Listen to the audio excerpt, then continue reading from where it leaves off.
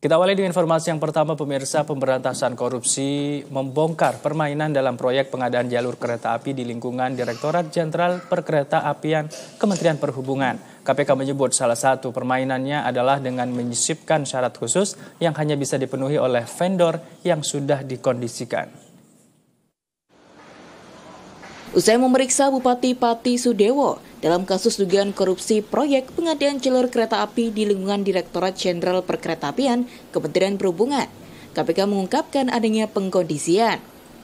Juru bicara KPK Budi Prasetyo mengatakan salah satu keterangan yang didalami penyidik KPK dari pemeriksaan kedua Bupati Pati Sudewo adalah soal mekanisme permainan pengadaan proyek pembangunan jalur kereta api di JKA.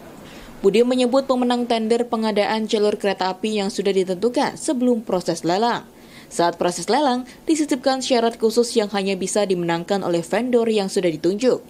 Permainan pada proses lelang tender inilah yang kemudian terdapat aliran uang komisi dari perusahaan pemenang tender kepada pihak-pihak yang tengah diselidiki KPK. Hingga kini status Bupati Pati Sudewo masih sebagai saksi dalam dugaan korupsi perkara pembangunan jalur kereta api di JKA untuk wilayah Jabar, Jateng, Jatim, Sulawesi, dan Sumatera.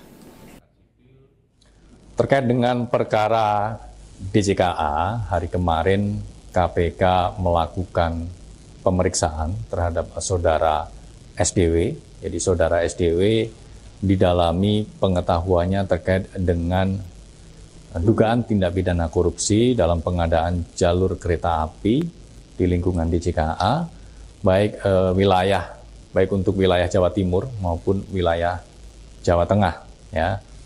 Penyidik mendalami pengetahuan dari saksi dimaksud berkaitan dengan proses-proses pengadaannya dan juga adanya dugaan free proyek ya dalam perkara itu, ya, di mana kalau kita melihat konstruksi perkaranya bahwa dalam pengadaan jalur rel kereta itu ada dugaan pengkondisian dalam proses pengadaannya. Jadi sudah diatur, disetting siapa nanti vendor yang akan menjadi pemenang dalam pengadaan tersebut.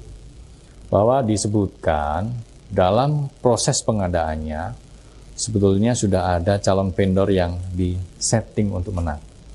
Namun dalam proses evaluasinya kemudian tidak memenuhi syarat karena salah dalam mengunggah dokumen penawaran. Sehingga kemudian dalam pengadaan tersebut PT IPA ini yang kemudian memenangkan proyek tersebut, ya. Tentunya